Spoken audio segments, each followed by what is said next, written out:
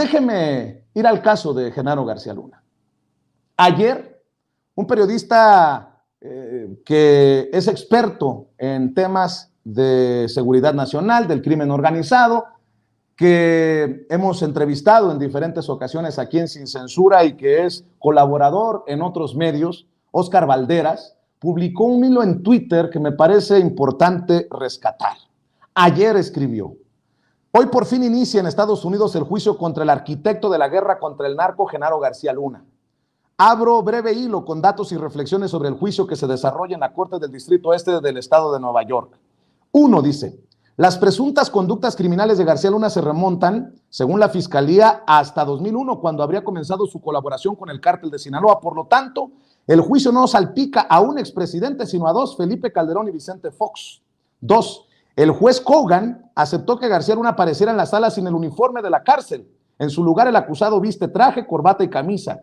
Quienes conocen el sistema de justicia de Estados Unidos creen que hay un mensaje oculto. ¿Acaso un acuerdo para abreviar el proceso? Tres, un acuerdo podría llevar a García Luna a una celda hasta por 10 años, no menos. Pero si se arriesga a un juicio largo, el policía mexicano podría ser sancionado hasta con cadena perpetua. El mismo castigo que su supuesto socio Joaquín El Chapo Guzmán. Un cierre redondo. 4, el destino de García Luna está en manos de apenas 12 personas y 6 eventuales sustitutos, es decir, el jurado, quienes escucharán a decenas de testigos a favor y en contra, y luego podrían determinar la responsabilidad del exfuncionario en 5 cargos criminales. 5, hasta este mediodía, o sea, ayer escribía Óscar Valderas, la lista de testigos sigue siendo secreta, pero sí se conocen los perfiles más relevantes de los informantes, narcotraficantes y exservidores públicos que negocian beneficios personales a cambio de información. It's not personal, it's business, escribe Óscar Valderas y pone la fotografía de la Barbie y del Grande. 6, la confesión o declaratoria de culpabilidad contra García Luna obligaría a 2 expresidentes a explicar por qué colocaron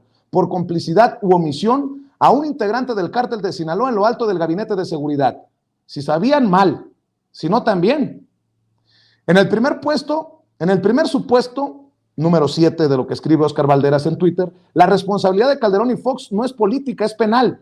Ellos deben responder por delitos graves como delincuencia organizada. En un país como México, donde los exmandatarios son intocables, acá hay una oportunidad para combatir la impunidad. 8, en el segundo, urge una reforma profunda a la administración pública federal y estatal. Algo está podrido en nuestro sistema. Si una persona puede entregar una porción del gabinete de seguridad a un cártel y no encender las alertas de otros altos funcionarios o instituciones. 9, en este segundo escenario se puede avanzar ya sin necesidad de esperar al juez Kogan. Urge un sistema de control múltiple, simultáneo y ciudadano que audite, investigue, separe y sancione del cargo hasta el mínimo intento de deslizar las instituciones hacia fines ilícitos. 10, sin reformas institucionales, este juicio es solo circo. En cada cuerpo de seguridad, desde la Guardia Nacional hasta la Marina, se esconden muchos García Luna. No basta con quitarlos, sino que hay que crear mecanismos para que no entren. Y 11, dice Óscar Valderas, el caso García Luna debe llevarnos a un consenso simple. No podemos estar matando moscas con la ventana abierta. En fin, datos para quienes no conocían lo que hoy está en juego. Dicho esto, que comience la función. Una función, como lo pone Óscar Valderas, que continúa hoy en la Corte Este, allá en Brooklyn, en el área de Nueva York. Y le agradezco a Óscar Valderas que se conecte con nosotros para hablar sin censura. Óscar, gracias por acompañarnos. ¿Cómo te va? Buenos días. Querido Vicente, qué gusto saludarte de nuevo. Muy buenos días a ti y a toda la gente que te sigue. Pues está cabrón lo que planteas. No uno, sino 2 expresidentes, o muy estúpidos o cómplices. No hay de otra. Si es que termina esto como muchos creemos que va a terminar, si García Luna pacta con las autoridades estadounidenses o de plano lo declaran culpable. Claro, Vicente, déjame aventurarme a partir de la información que ya conocemos. El gobierno de Estados Unidos no espera tanto tiempo, no hace una espera de 3 años, que es más o menos lo que ha tardado en iniciar el juicio de Genaro García Luna, y ha gastado tanto dinero, tanta reputación, tantos recursos, no solamente financieros, sino humanos y mediáticos, si cree que va a perder este juicio contra Genaro García Luna. El abogado del ex superpolicía de Felipe Calderón ayer todavía insistía que su cliente no va a declararse culpable, que está confiado en que supuestamente la fiscalía va a errar en su pronóstico y se declararía inocente con tal de avanzar a un juicio que podría dejarlo en cadena perpetua. Yo creo que este juicio, el que le han llamado la segunda parte del juicio del siglo, porque es como una especie de secuela del juicio contra Joaquín El Chapo Guzmán, va a durar aproximadamente unas 8 semanas, es decir, unos 2 meses. En estos 2 meses, 12 personas integradas por el jurado tendrán que estar en una especie de condición de semireclusión para no contaminarse de prejuicios y determinarán si Genaro García Luna es culpable de 1, 2, 3, 4 o 5 cargos criminales. ¿Cuáles son las posibilidades de Genaro García Luna en este abanico judicial? Uno, digamos lo que él espera evidentemente es una absolución, que yo difícilmente veo que ocurra, y no lo digo únicamente yo, lo decimos muchas personas que hemos seguido el caso y que hemos investigado a Genaro García Luna desde hace mucho tiempo, y sí, una pena que podría ir desde los 10 años, que sería la pena más laxa si se le encuentra culpable, hasta una cadena perpetua en una cárcel de máxima seguridad, como donde vive hoy Joaquín El Chapo Guzmán, que está aislado prácticamente 24 horas de cualquier contacto humano y del sol. Ese es en concreto, digamos, lo que se juega Genaro García Luna en las próximas semanas. Pero más allá, Vicente, de lo que pueda determinar el jurado y lo que pueda determinar la Fiscalía de Estados Unidos, me parece que no se trata ya de un juicio de Genaro García Luna. Quienes realmente están en el banquillo son Felipe Calderón y Vicente Fox. Yo creo que ya hay un consenso general, mediático, al menos popular, digámoslo de ese modo, de que Genaro García Luna fue un colaborador activo, estuvo en la nómina del cártel de Sinaloa, y habrá que determinar en este momento qué de esa responsabilidad le corresponde a dos exmandatarios. Y digo también Vicente Fox, porque tal vez mucha gente no lo sabe, fue Vicente Fox quien encumbra a Genaro García Luna, quien lo convierte de un funcionario gris, apocado, inseguro, de pocas luces, en el director de la AFI, la Agencia Federal de Investigaciones, que tú bien sabes, se deshace en un sexenio, no aguanta el paso del tiempo porque se encuentra infestada de corrupción. Y luego, evidentemente, Felipe Calderón lo lleva hasta la Secretaría de Seguridad Pública, donde Genaro García Luna, de acuerdo con mis investigaciones, forma a un grupo secreto llamado los 12 Apóstoles. Estos 12 apóstoles tenían que entrarle con una lana para pertenecer a este club exclusivo, $50,000 era el cover mínimo, con el cual se les vendían plazas, se les permitía tener operadores afines en lugares donde podían generar mucho dinero y hicieron un negociazo privado con la seguridad pública. A ver, era como el cadenero, pues, o sea, era el malandro y el cadenero. Tú sí entras, tú no entras, y vamos a poner al mejor postor esto de los apóstoles y de los jinetes del apocalipsis, algo por el estilo, ¿no, Oscar? Había dos grupos, el llamado los 7 jinetes del apocalipsis, que era un grupo compacto, que eran los hombres de la mayor confianza de Genaro García Luna. Está Luis Cárdenas Palomino, que ya está detenido, Ramón Pequeño está detenido, Facundo Rosas, que también ya estuvo detenido y fue liberado tras no encontrarle supuestamente responsabilidades en el operativo Rápido y Furioso. Y ese grupo, digamos, se llegaba con una incondicionalidad absoluta, una lealtad ciega. Y luego estaba el grupo de los 12 apóstoles a los que se entraba, claro, sí, con una incondicionalidad, pero también entrándole con lana, con muchos recursos para pagar una especie de derecho de piso, de franquicia dentro de la Secretaría de Seguridad Pública Federal. Aquí lo importante, Vicente, es más allá de si Genaro García Luna tuvo un actuar criminal, que me parece que está plenamente demostrado en los documentos de la Fiscalía en Estados Unidos, es hasta dónde llegaba la cadena de mando. Y yo creo que ahí está realmente el interés de los mexicanos siguiendo este juicio. Nos interesa más allá de si Genaro García Luna era un malandro, si le decían la metralleta porque era tartamudo, si vendían $50,000 las plazas, si era un tipo que acumuló una riqueza inexplicable con un salario de servidor público. Más allá de todo eso, me parece que lo más importante y lo que se va a determinar es si dos expresidentes colocaron a sabiendas de una negra reputación, de un historial criminal, a un hombre que colaboraba activamente con los grupos criminales y que además se le permitió operar bajo el supuesto de que era mucho mejor o era más fácil o más conveniente administrar la seguridad pública delegando algunas responsabilidades al cártel más poderoso en ese entonces, al cártel de Sinaloa, que hacer lo que juraron hacer, que era defender la Constitución y sí combatir a fondo a los cárteles mexicanos. Hoy en la mañanera el presidente Andrés Manuel López Obrador recomendaba un hilo del New York Times o un reportaje del New York Times sobre el caso García Luna y mostraba fotografías, entre ellas una con Hillary Clinton. ¿Están en peligro también de ser mencionados los alcahuetes del lado gringo, Oscar? Porque, bueno, Entre otras cosas, me llamó la atención que en las crónicas que leo de los corresponsales, que en algunos momentos García Luna sonreía, y me acordé de aquella, pues tristemente icónica fotografía de la Barbie cuando es presentado ante las autoridades, que sonreía y que podría ser uno de los testigos protegidos de los fiscales. No solamente saldrán nombres, si esto va como esperamos, del lado mexicano. ¿Tú crees que salgan nombres del lado estadounidense y aquellas autoridades, en su caso Hillary Clinton, hasta el presidente Barack Obama, el hoy presidente Joe Biden, que era vicepresidente en esos momentos, o se protegerá del lado gringo a su gente? No, ya están protegiéndolos, ya están protegiendo al Vicente. La propia fiscalía ha pedido que se deseche dentro de la carpeta que se le entrega al jurado fotografías muy importantes que revelan los padrinos también que tenía Genaro García Luna del otro lado del Río Bravo. No era un hombre que únicamente operara en México, sino era una persona que además tenía condecoraciones, medallas, friends, compadres de todo el lado de Estados Unidos. Fue capacitado por el FBI, tenía amigos en aduanas, tenía amigos también en la CIA. Era un hombre que además recibió gran parte del entrenamiento que después habría entregado a los cárteles mexicanos de las propias autoridades de Estados Unidos. Y mucha gente, principalmente la fiscalía, está queriendo ocultar el hecho de que Genaro García Luna fue un consentido del gobierno de Estados Unidos y que por ende el gobierno de Estados Unidos tendría que asumir la responsabilidad de haber formado técnicamente a un ingeniero que se convierte en policía y que después se convierte en integrante del crimen organizado. ¿Qué pasa en Estados Unidos? Les gusta mucho la caricatura de Genaro García Luna, que claro, es cierta. Sí, el policía apocado, mediocre, de pocas luces, que a partir de designaciones presidenciales comienza a escalar en las estructuras de la policía hasta llegar a lo alto y después corromperse para favorecer al capo más importante de México y en ese entonces del mundo.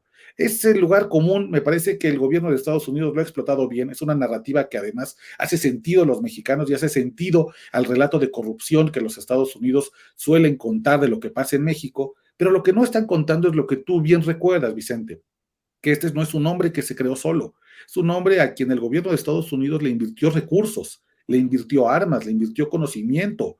Bueno, no hay que olvidar que el operativo Rápido y Furioso, este operativo fallido que pretendía rastrear armas hasta las manos de grupos criminales en México que llegaron desde Estados Unidos hasta territorio nacional, fue avalado por el propio Genaro García Luna porque existía la confianza de que él era un hombre probo, honesto, que estaba dispuesto a dar la vida por la seguridad de los ciudadanos en México.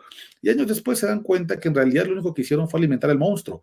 Yo creo que hay una responsabilidad compartida no solamente de los expresidentes mexicanos, sino también de altos funcionarios en Estados Unidos, funcionarios que, como tú bien comentas, hoy todavía están en la toma de decisiones del presidente Joe Biden, de explicar por qué nadie se dio cuenta de lo que estaba pasando y por qué tuvieron que sufrir cientos de miles de personas en México hasta que las autoridades binacionales pudieran prender las alertas y entonces sí detener a esta persona, que además, déjame decirte, querido Vicente, no está solo.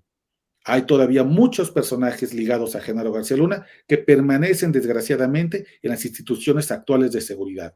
No ha sido desterrado del todo el legado negro de Genaro García Luna de la administración pública, tanto federal como locales. Hay también una responsabilidad pendiente del gobierno actual de localizar a esos elementos cercanos a Genaro García Luna y removerlos, porque se trata de un cáncer que en cualquier momento nos vuelve a hacer metástasis. Yo sé que tienes muchos compromisos, pero si me permites para cerrar, Oscar Valderas, y en esto también, hoy en día tenemos mucha responsabilidad los periodistas, los medios de comunicación. ¿Yo qué te voy a decir? Seguramente tú has leído cada cosa que escriben sobre lo que opino.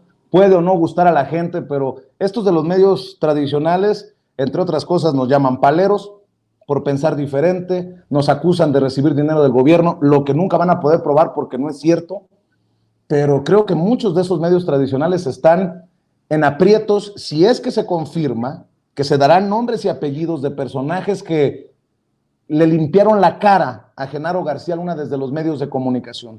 ¿Tú crees que se den a conocer nombres de estos chayoteados, si me permites la expresión, o maiceados o favorecidos en tiempos de García Luna, que saldrán mencionados los medios de comunicación. Se me viene a la mente aquella serie de la Policía Federal en Televisa, tantos columnistas, tantos personajes que hoy, por cierto, o callan o dicen cosas muy por encimita del caso de Genaro García Luna. ¿Y qué tan importante sería esto para nuestra realidad en los medios de comunicación, en el periodismo, tan lastimado por aquellos silencios millonarios o por aquellas mentiras y coberturas a modo? Para cerrar, tu opinión, Óscar Balderas. Mira, Vicente, yo creo que sin duda Genaro García Luna avanzó como suelen avanzar los grupos criminales cuando quieren gobernar una plaza. Empiezan por empresarios, luego avanzan hacia políticos y terminan cercando a la prensa con una mordaza. Genaro García Luna hacía eso. Genaro García Luna tenía dos tipos de mordaza. Con una tapaba la boca con la mano y otra tapaba la boca con billetes. Sin duda, no hay que tapar el sol con un dedo. Genaro García Luna sí tenía en medios digitales, en medios tradicionales, en las incipientes redes sociales que apenas comenzaban por aquellos años, sí tenía incondicionales a quienes les pagaba para proteger su propia reputación.